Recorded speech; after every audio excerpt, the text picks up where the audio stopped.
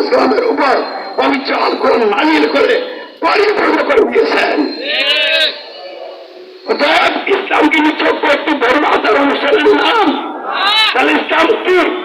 মানব জাতির সমাজ রাষ্ট্র সহ সমগ্র জীবন গঠন এবং পরিচালনা করার জন্য সার্বভৌম ক্ষমতার একমাত্র মালিক সৃষ্টিকর্তা আল্লাহ প্রদত্ত প্রয়োজনীয় সকল আইন বিধান সম্বলিত কল্যাণ করে পরিপূর্ণ একমাত্র জীবন ব্যবস্থা। ইসলামে বলে মানুষের সমাজ রাষ্ট্র গঠন ও পরিচালনা সহ সার্বভৌমত্ব আইন বিধান ও নিয়োগ্য শাসন কর্তৃত্ব একমাত্র আল্লাহর। বলে দাসত্ব আইনের আনুগত্য শাসন একমাত্র আল্লাহর। এর এই বাস্তবায়নে শর্তহীন অনুসরণ অনুকরণ একমাত্র হযরত মুহাম্মদ সাল্লাল্লাহু আলাইহি ওয়াসাল্লাম। এগুলোর নীতি, এগুলি আদর্শ। তাহলে ইসলামই একমাত্র নীতি এবং আদর্শ। তাহলে ইসলাম দিয়ে যদি সমাজ রাষ্ট্র গঠন করা হয়, পরিচালনা করা হয়, সকল ধর্মের লোকেরা ধর্মীয় দিক থেকে শান্তিপূর্ণভাবে যার যার ধর্ম পালন করার সাথে সাথে রাষ্ট্রীয় জীবনে যদি সৃষ্টিকর্তা আল্লাহ আইন মেনে চলে, তাহলে মানুষের অন্ন, বস্ত্র, বাসস্থান, শিক্ষা, চিকিৎসা সহ সকল অধিকার আদায় হবে, সংরক্ষণ হবে, অশান্তির আগুন নিভে যাবে, শান্তির সমাজ রাষ্ট্র কায়েম হয়ে যাবে, ধর্ম সম্প্রীতি বহাল থাকবে, কারোর জন্য কোনো সমস্যা হবে না। এই জন্য রাষ্ট্র যখন সৃষ্টিকর্তা আল্লাহ আইন দিয়ে গঠিত হবে, রাষ্ট্র সকলের হবে, রাষ্ট্র হবে সকলের, ধর্ম হবে যার যার। মুসলমানরা ধর্মীয় দিক থেকে ইসলামের বিধিবিধান পালন করবে, হিন্দুরা ধর্মীয় দিক থেকে তাদের মূর্তি পূজা করবে, তাদের ধর্ম আচার অনুষ্ঠান পালন করবে, খ্রিস্টানরা বৌদ্ধরা যার যার ধর্ম পালন করবে, আর হিন্দু বৌদ্ধ খ্রিস্টান মুসলিম সকলে রাষ্ট্র পরিচালনার জায়গায় সৃষ্টিকর্তা আল্লাহর আইন বিধান, ইসলামের আইন বিধান মেনে চলবে, রাষ্ট্র সকলের হয়ে যাবে, রাষ্ট্র দুর্নীতিমুক্ত হয়ে যাবে, শোষণমুক্ত হয়ে যাবে, মানুষের জীবনে সুশাসন ন্যায় বিচার প্রতিষ্ঠা হবে, অধিকারের জন্য কাউকে রাজপথে নামতে হবে না।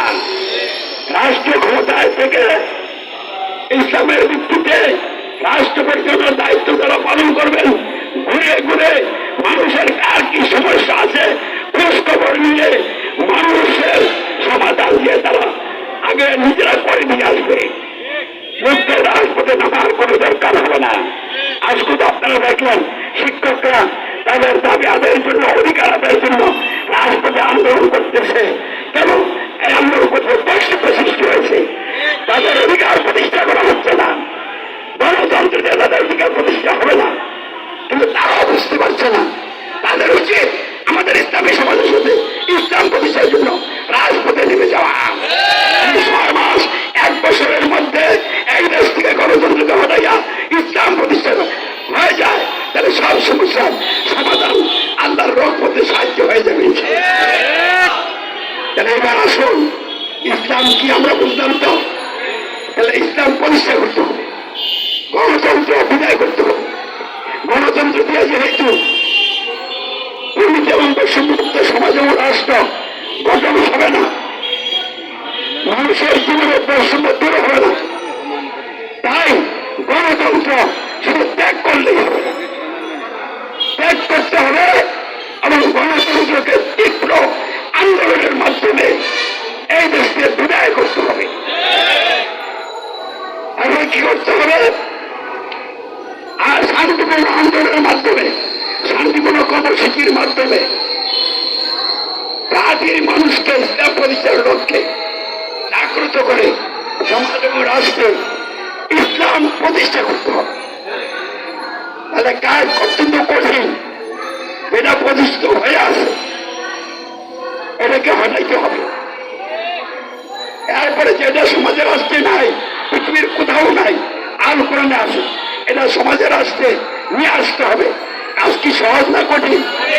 কিন্তু কঠিন হইল অসম্ভব নয়, কারণ কায়েম করবেন কে? আল্লাহ। কখন কায়েম করবেন?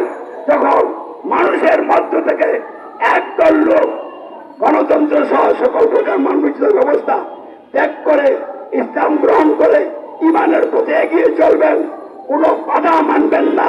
গালি মারধর জুলুম নির্যাতন সব কিছুকে হাসি মুখে গ্রহণ করে ইমানের সর্বোচ্চ মানে চলে যাবেন। তখনই আল্লাহ রাব্বুল আলামিন এই ইমানদারদেরকে রাষ্ট্রীয় নেত্রীর মধ্যে নেতৃত্বের আসলে বসিয়ে দিবেন, কোন শক্তি ঠেকিয়ে রাখতে পারবে না। কথা বুঝে আসে? তাহলে ইসলাম কিভাবে প্রতিষ্ঠা হবে এটা একটু ভালো করে বোঝা দরকার কিনা? কেন বোঝা দরকার? যেহেতু গণতন্ত্র দিয়া দুর্নীতি বৈষম্যমুক্ত সমাজ রাষ্ট্র হবে না, ইসলাম দিয়েই হবে। তাহলে গণতন্ত্রটা কিভাবে বিদায় হবে আর ইসলামটা কিভাবে সমাজের রাষ্ট্রে প্রতিষ্ঠা হবে এইটা আমাদের ভালো করে জানতে হবে।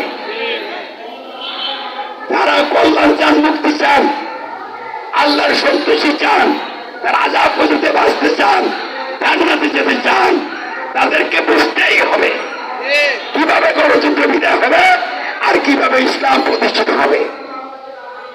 গণতন্ত্রের জন্য নির্বাচন দিয়ে ইসলাম প্রতিষ্ঠা হবে না। কেন হবে না?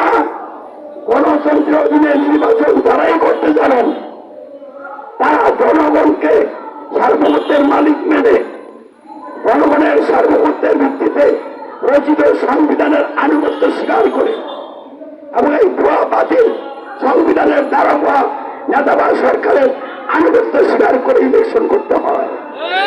আর এই কারণে ইমান ইসলাম সব শূন্য হয়ে যায়। আল্লাহর আযাব গজবের মধ্যে আপনি নিজেই পড়ে গেলেন, আল্লাহর বিশেষ সাহায্য আসবে না, অথবা ইসলামও কি হবে না, কায়েম হবে না। তাহলে গণতন্ত্র দিয়ে ইসলাম আসবে না। তাই বলি কি উগ্রম হবেন, জঙ্গি হবেন, বোমা বানাবেন, মানুষ হত্যা করবেন, এগুলি সন্ত্রাসী কর্মকাণ্ড, এসবের মাধ্যমে ইসলাম প্রতিষ্ঠা হবে না, সমস্যা আরো বেড়ে যাবে। তাই বলে কি করবেন? সেনাকু করবেন, সেনাবাহিনীকে উস্কানি দিয়ে ক্ষমতা দখল করবেন, এভাবে ইসলাম কায়েম হবে না। এগুলি কোরআন সুন্নাহ সম্মত পথ না হয়।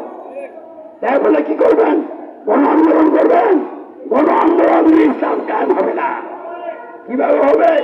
ঈমান আর চরিত্রের বিপ্লব হয়ে গেলে ইসলাম কায়েম হবে। তাহলে ঈমান আর চরিত্রের বিপ্লবটা কিভাবে হবে? এই জন্য আমাকে আপনাকে, যারা আমরা কল্যাণ চাই, দুনিয়ায় সুখ শান্তি চাই, আখিরাতে মুক্তি চাই, তাদেরকে সর্বপ্রথম ঘোষণা করতে হবে আমরা কোন মানুষকে ক্ষমতার মালিক, আইন বিধানদাতা, শাসন কর্তা মানি না, মানবই না। আমরা সমাজ ও রাষ্ট্র সহ জীবনের সকল ক্ষেত্রে সার্বভৌমত্ব, আইন বিধান ও মুখ্য শাসন কর্তৃত্ব মানি, মানব শুধু একমাত্র আল্লাহ রব্বুল আল্লাহু আকবার।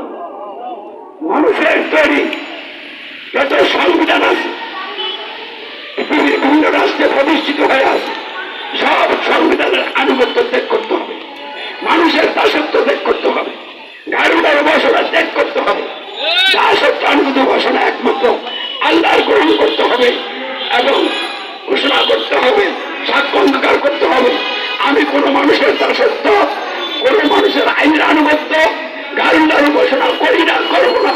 আমি দাসত্ব আইনের আনুগত্য ঘোষণা করি, করবো একমাত্র আল্লাহ। আশহাদু আল্লাহ ইলাহা ইল্লাল্লাহ। তার সাথে সাথে মানুষের যদি আইন বিধানের ভিত্তিতে নেতৃত্ব দানকারী সকল বাতিল ভুয়া নেতা, অবৈধ নেতাদের আনুগত্য অনুসরণ অনুকরণ ত্যাগ করতে হবে।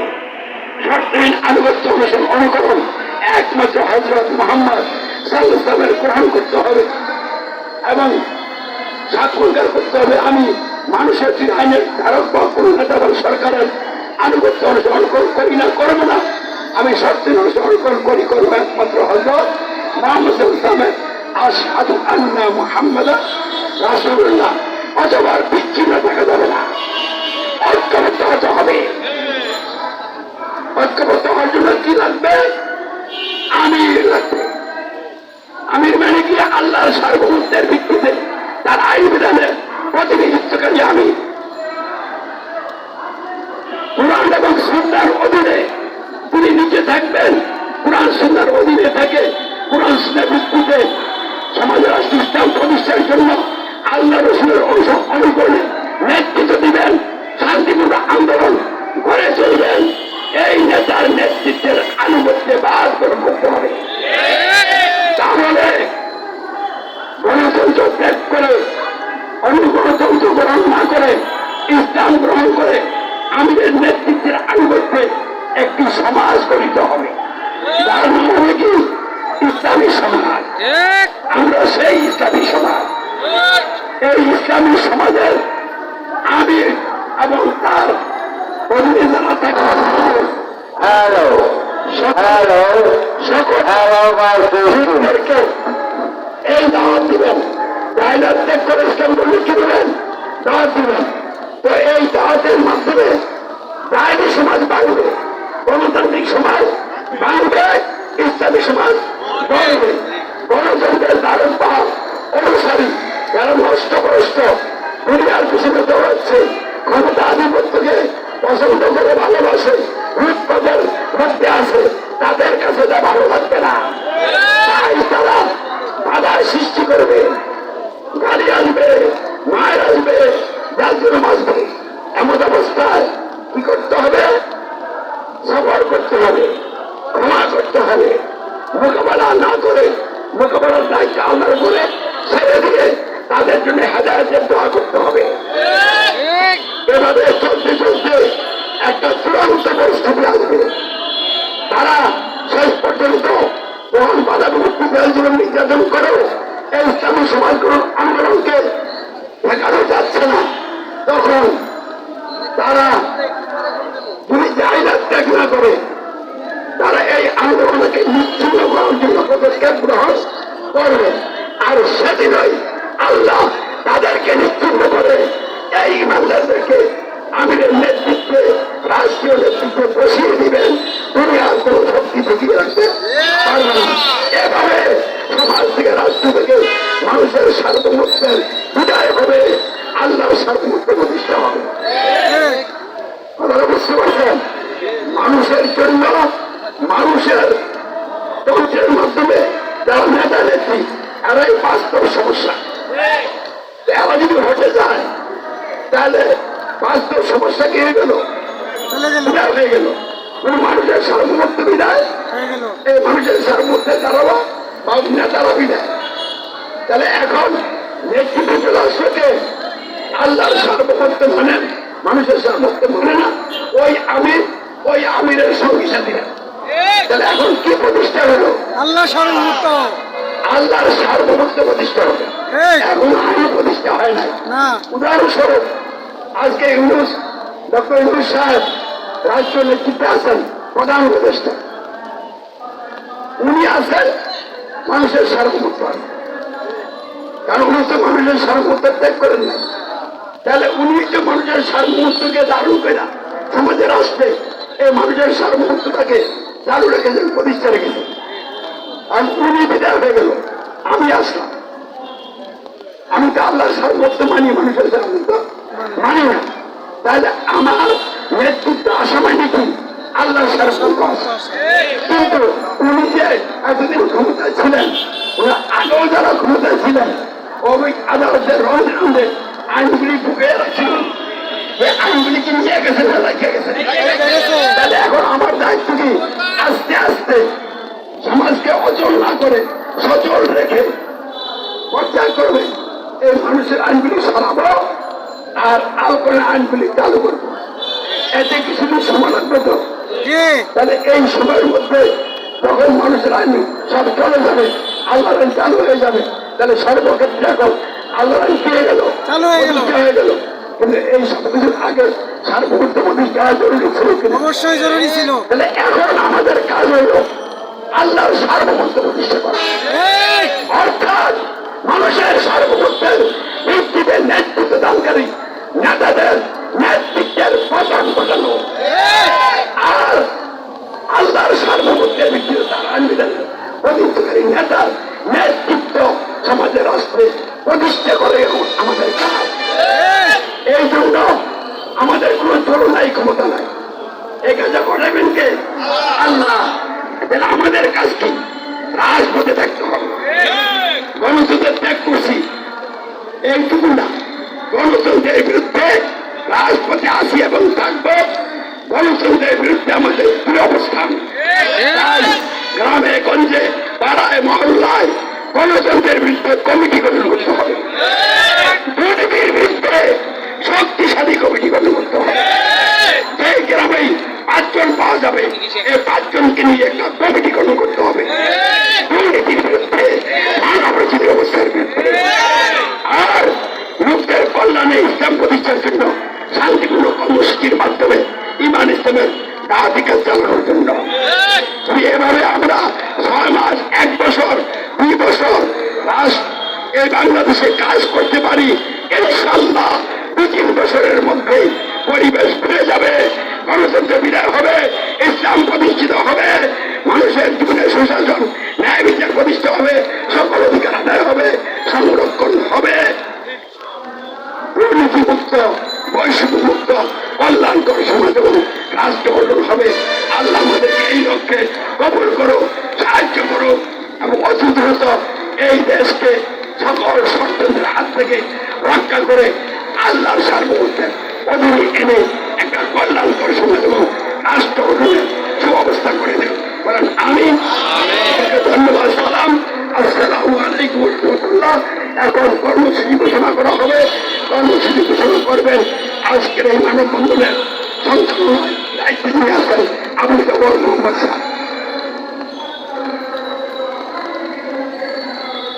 ইসলামী সমাজের অক্টোবর 2024 মাসব্যাপী 3 দফা কর্মসূচি সকল মানুষের সার্বিক কল্যাণে, জাতি, ধর্ম, বর্ণ ও গোত্র নির্বিশেষে সকল মানুষের সকল অধিকার আদায় ও সংরক্ষণে, মানুষের জীবনে সুশাসন ও ন্যায় বিচার প্রতিষ্ঠায়, মানুষের সার্বভৌমত্ব